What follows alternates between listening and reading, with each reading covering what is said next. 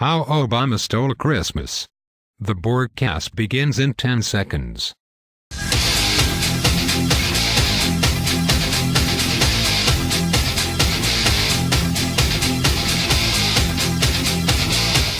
WDBC Internet Television is on. I am an avatar for Michael P. Borgia. The broadcast, originating from deep behind enemy lines, is brought to you by dailyborg.com. Conservative politics for the thoughtful. Resistance is futile. You will be assimilated. Barack Obama is making more and more demands of Congress, pointing to what appear on the surface to be improving economic numbers as a reason to not take the nation over the fiscal cliff his own lack of leadership created. But the seemingly improved numbers come at a cost.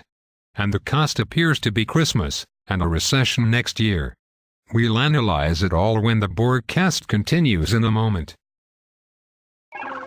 Engines. Check. Thrusters. Check. Fuel. Check. Computers. Check. Social Security.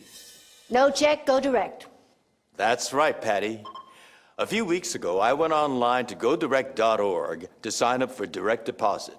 It's easy to do, and I got my cash at warp speed.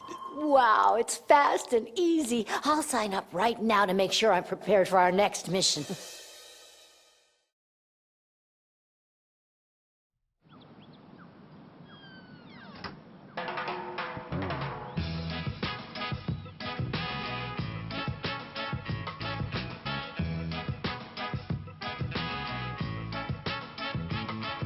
Hands can do incredible things. Now they can even help save a life with hands-only CPR. If you see an adult suddenly collapse, just call 911, then push hard and fast in the center of the chest until help arrives. Learn more at handsonlycpr.org. Obama's demands are growing larger and larger. $800 billion in revenue. Then $1.6 trillion in revenue. As the numbers get bigger and bigger, Obama points to economic numbers that show things are getting better. But are they really? Kristen Jones joins us to discuss matters. Michael, thank you. Some economic numbers that have emerged over the past month do look promising on the surface. Economic growth for the third quarter measured a fairly robust 3.1%.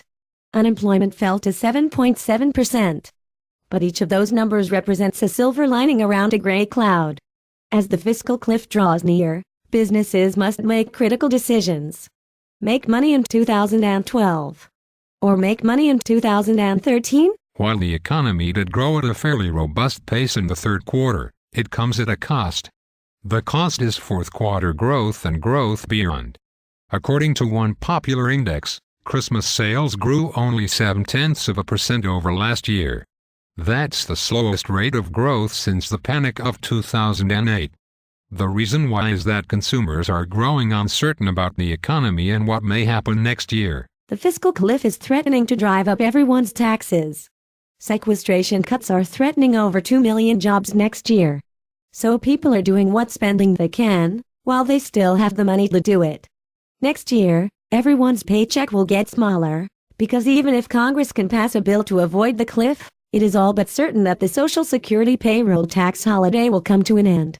So people are spending and saving now, while they still have the money to save. The expiration of Bush-era income tax rates are compounded by the arrival of new Obamacare taxes that will hit the middle class hard. A new 3.8% tax on unearned income takes effect next week.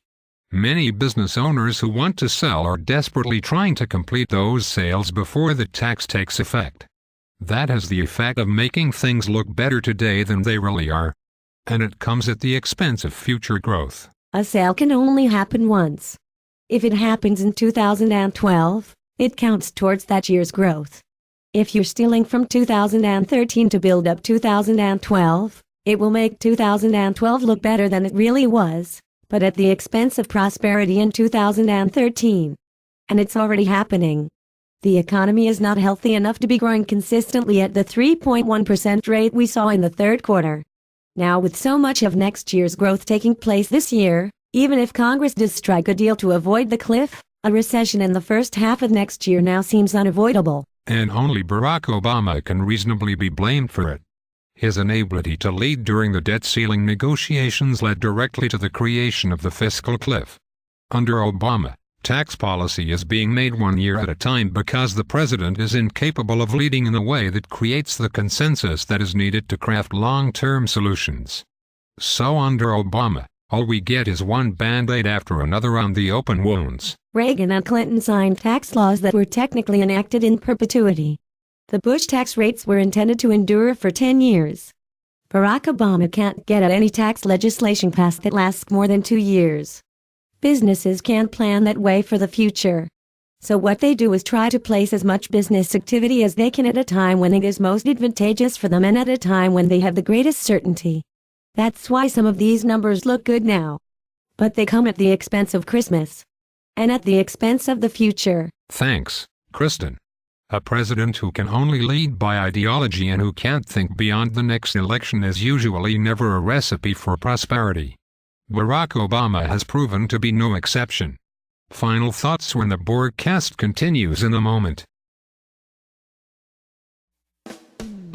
When you drive for a living, you buckle up every time, whether you drive one of these or one of these. Truckers know what I'm talking about because no matter how good a driver you are, trouble can still happen. That's when you want to keep your safety belt on to keep you steady, behind the wheel, in control, and looking out for everybody. Safety is a professional driver's responsibility. Remember, you're the one who drives for a living. A message from the U.S. Department of Transportation.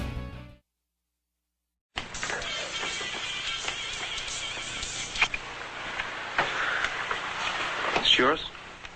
No, My mother said she found it in your closet. I don't know. One of the guys must Must have what? Look, Dad, it's Where not... did you get it?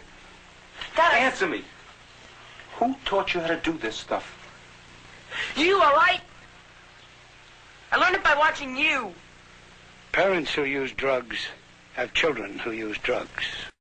Being an icon, even being considered a god, gets you a long way in life. For Daniel Inouye, his near-god-like status in Hawaii Democratic politics made him literally senator for life. But Inouye found out this week that his status was only good while he was still alive. In a final letter to Hawaii's governor, he asked that his protege, Representative Colleen Hanabusa, be named as his replacement. The state party enabled that request by placing Hanabusa's name on a list Governor Abercrombie was required to choose from. But instead, Abercrombie chose his own lieutenant governor. So Daniel Inouye was nearly a god in life. But his all-encompassing influence on Hawaii politics appears to have expired along with him. You have been assimilated.